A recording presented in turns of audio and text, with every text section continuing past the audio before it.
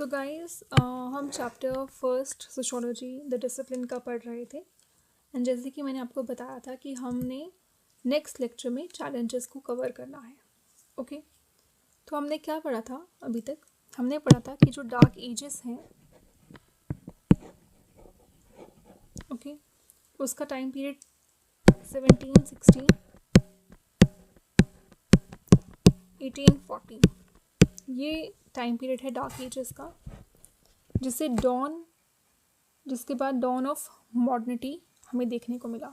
इसके बाद हमें डॉन ऑफ मॉडर्निटी देखने को मिला। ठीक है, और उसमें हमने चेंजेस पढ़े, सोशल चेंजेस पढ़े, इकोनॉमिक और पॉलिटिकल चेंजेस, इकोनॉमिक चेंजेस को हमने पढ़ा। ठीक है, और मैंने आपको बताया था कि इनके हम फर्दर चैलेंजेस देखेंगे कि इनके चैलेंजेस क्या हैं। ठीक है, सबसे पहले आ जाओ सोशल चैलेंजेस पर। ठीक है, यहाँ पे चैलेंज क्या आया कि एक न्यू फेज ऑफ पावर्टी देखने को मिला। न्यू फेज ऑफ पावर्टी देखने को मिला। ठीक है, एक गरीबी की लहर आप कह सकते हो। ठीक है, और इकोनॉमिक डिप्राइव्ड सिचुएशन कह सकते हैं हम। Economic deprived situation, scarcity of resources की कमी हमें यहाँ पर देखने को मिली। रिसोर्सेस की एलोकेशन भी नहीं थी सही से और रिसोर्सेस की स्कार्सिटी भी थी। सस्टेनेबिलिटी क्राइसिस भी हमें देखने को मिले। सस्टेनेबिलिटी क्राइसिस, ओके, इसका क्या मतलब है सस्टेनेबिलिटी क्राइसिस का? जैसे आप food, cloth, shelter, you not able to suffice food, cloth, shelter, the basic necessities. Okay, और यहाँ पर आप देखोगे कि एक एमरजेंस ऑफ न्यूक्लियर फैमिली देखने को मिली। Emergence of nuclear family. पहले सिस्टम जो फैमिली का रहता था वो जॉइंट सिस्टम रहता था, और यहाँ पर किसकी नीड महसूस होने लगी? एक न्यूक्लियर फैमिली की, जहाँ पर 3 to 5 मेंबर्स जो हैं मैक्सिमम रहते हैं एक न्यूक्लियर फैमिली में।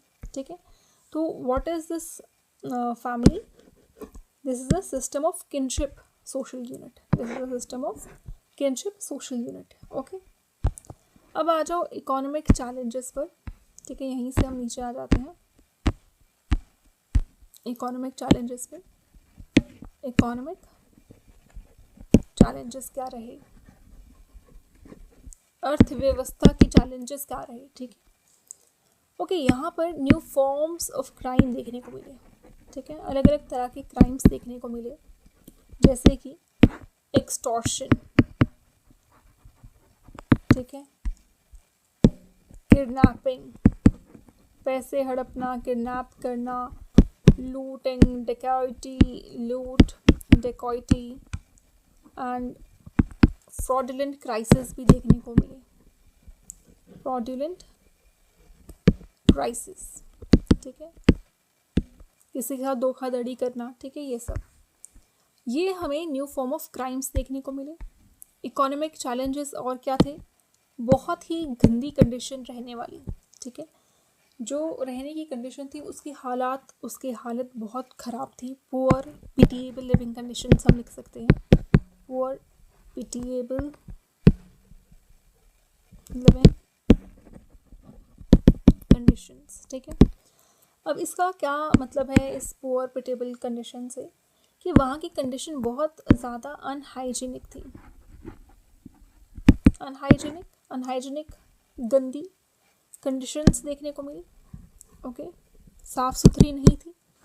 इनएडिक्वेट ड्रिंकिंग वाटर, पानी के लिए पानी जो था वो पूरा भी नहीं हो रहा था पीने के लिए। ठीक है, तो इनएडिक्वेट ड्रिंकिंग वाटर सप्लाई, पानी की सप्लाई भी कम हो रही थी। हर चीज़ हमने ऊपर भी रिसोर्सेज का पढ़ा कि रिसोर्सेज की कमी देखने को मिली। इकोनॉमिक चैलेंजेस में भी वन ऑफ द चैलेंज ये है। ठीक है, नेक्स्ट आ जाओ पॉलिटिकल चैलेंजेस। पॉलिटिकल चैलेंजेस में आपको क्या देखने को मिला?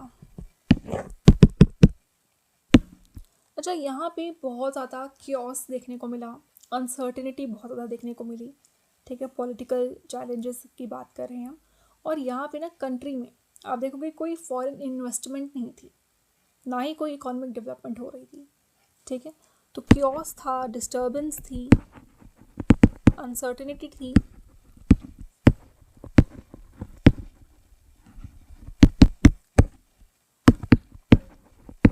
No foreign investment in the country, ठीक है, और no economic development,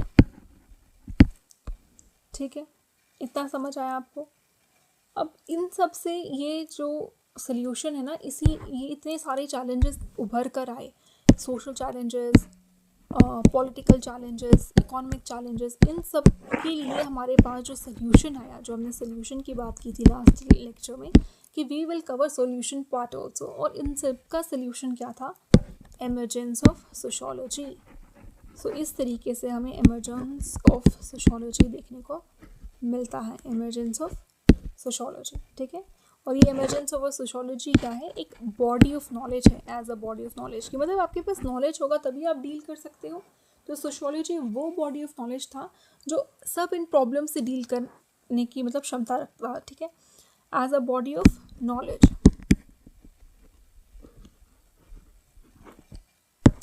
okay, and discipline. एक इंटेलेक्ट कंटेक्स्ट के तौर पे हम इसे देख सकते हैं, ठीक है, यानी कि ये आपको एक प्रैक्टिकल अप्रोच बताएगा, ठीक है, सल्यूशन ढूंढने का एक प्रैक्टिकल अप्रोच दिखाएगा, एक साइंटिफिक तरीका दिखाएगा, ठीक है। ओके, इसके बाद हम स्कोप भी देख लेते हैं। आज हम स्कोप भी कवर कर लेते हैं और नेक्स्ट लेक्चर में हम रिलेशन देखेंगे सोशल साइंस का सोशियोलॉजी के साथ, ठीक है, नेक्स्ट लेक्चर में। Okay, scope of sociology. Sociology का स्कोप क्या है? अगर if you are finding this video but slow, you can keep this video at 1.5x। Okay,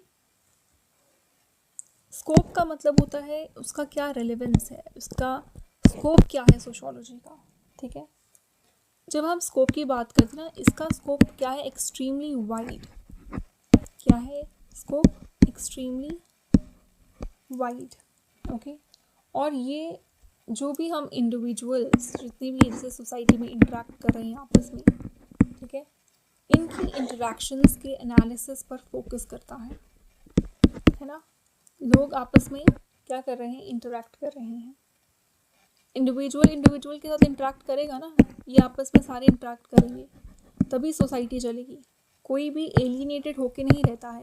ये जो दुनिया का निज़ाम है वो इस तरीके से बनाया है, the world has been created in this way कि लोगों को आपस में इंटरेक्ट करना पड़ता है, एक दूसरे की ज़रूरत पड़ती है, ठीक है। कोई ऐसा इंसान है जो बिल्कुल ही अकेला रहेगा और अकेला रह सकता है, ठीक है।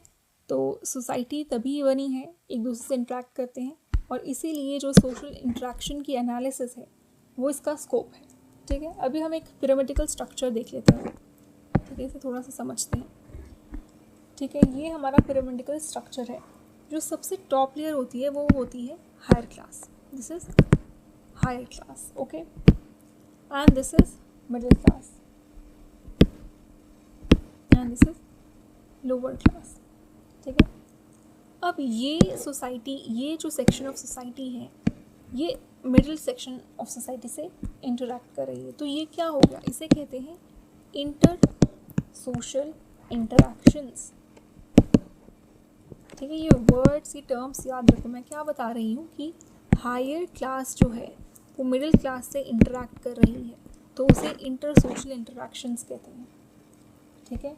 और अगर मिडिल क्लास जो है, जैसे मिडिल क्लास के लोग हैं, लेट्स से मिडिल क्लास के लोग, ये मिडिल क्लास का इंसान है, ये मिडिल क्लास से ही इंटरेक्ट कर रहा है, तो इसे इंट्रा सोशल इंटरेक्शन कहेंगे, इंट्रा सोशल इंटरेक्शन कहेंगे। रिमेंबर दीज टर्म्स, ठीक है, it will help you further in understanding the whole concept, okay. ये एक बेसिक सा था, इंटर और इंट्रा का एक आप कह सकते हो अंडरस्टैंडिंग थी। नेक्स्ट है कि सोशल स्टडीज़ जो है वो नेशनल और इंटरनेशनल इश्यूज़ को भी एनालाइज करते हैं. क्या करते हैं? Analyse. You can write it down. Analyse national and international issues in a comprehensive and systematic manner.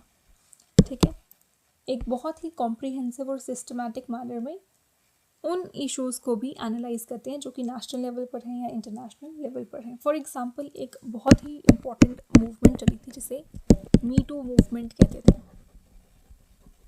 ठीक है, ये मी टू मूवमेंट में आप देखोगे कि इंडियन सेलिब्रिटीज़ थे, उन्होंने भी काफ़ी लोगों ने स्पीक अप किया था. ठीक है, ऑनलाइन ट्विटर पे हर जगह पे ये थोड़ा सा ट्रेंड में चला था. और यहाँ पे वुमेन जो थी बहुत ब्रॉडली स्ट्रॉन्गली अपने पॉइंट्स रख रही थी और अपने ओपिनियंस और अपने एक्सपीरियंसेस को शेयर कर रहे थे कि ऐसा हुआ था, ये हुआ था. ठीक है, तो एक तरीके से ये सोशल नॉलेज देता है. It gave us social knowledge. ठीक है, ये हमें सोशल नॉलेज देता है that leads towards women empowerment. ठीक है, और ये वुमेन एम्पावरमेंट को इनकलकेट करता है. ठीक है, अभी जैसे हम जैसे अभी आप देख सकते हो छोटे छोटे बच्चों को मी टू मूवमेंट के बारे में बताते हैं तो उनको इस प्लेटफॉर्म के बारे में पता चला है. कल को कोई भी ऐसा इंसिडेंट होगा, they would be knowing about this platform, they will raise their voices against this, against any mishappening. ठीक है, नेक्स्ट आ जाता है एक और एग्जांपल अगर हम देख लेते हैं. ब्लैक लाइन मैटर है. ब्लैक लाइन मैटर यूएसए में. ठीक है, और ये जो है ब्लैक से आप समझते होंगे कि ये रेसिज्म के अगेंस्ट बोलने के लिए, मतलब ये आपको एक रेसिज्म, कोई भी अगर इस चीज़ को प्रैक्टिस कर रहा है, आपको देखने को मिल रहा है, तो उस चीज़ का एक तो आपको नॉलेज भी मिल गया कि अगर कुछ भी ऐसा हो रहा है तो हमारे पास ये ब्लैक लाइफ मैटर यूएसए में अवेलेबल है. तो देखा जाए तो सोशोलॉजी क्या है? It is more in analysing social problems. ठीक है, सोशल प्रॉब्लम्स को एनालाइज करना. ठीक है, और सोशल सिस्टम को भी एक तरीके से अंडरस्टैंड करना एंड अंडरस्टैंडिंग सोशल सिस्टम. ठीक है, rather than giving the normative suggestions for these social problems. ठीक है, जैसे अभी आप देखो रूट कॉज क्या है प्रॉब्लम का. रूट कॉज ऑफ प्रॉब्लम, एक इससे आप समझ रहे हैं एग्जाम्पल से रूट कॉज. ठीक है, पता चल गया आपको, आपने उसका कॉज समझा, उसका इफेक्ट क्या हुआ, इन सब चीज़ों से आपने उसका इस मेथड से पता लगा दिया क्या कैसे कॉज इफेक्ट क्या रहा. उसके बाद सोशोलॉजी आपको ये एनालाइज करने की कैपेबिलिटी रखती है कि वो उस चीज़ को एनालाइज करे, समझे और उस चीज़ का सल्यूशन दे. तो सोशोलॉजी जो है is a body of knowledge through which you can get your solutions of the problems. Okay, so that's all for today. The next class we will understand the relation of sociology with other social sciences. Okay, social sciences जैसे कि ethics हो गया, anthropology हो गया, economics हो गया, psychology हो गया and history and political science. तो उन सब के साथ हमने comparison देखना है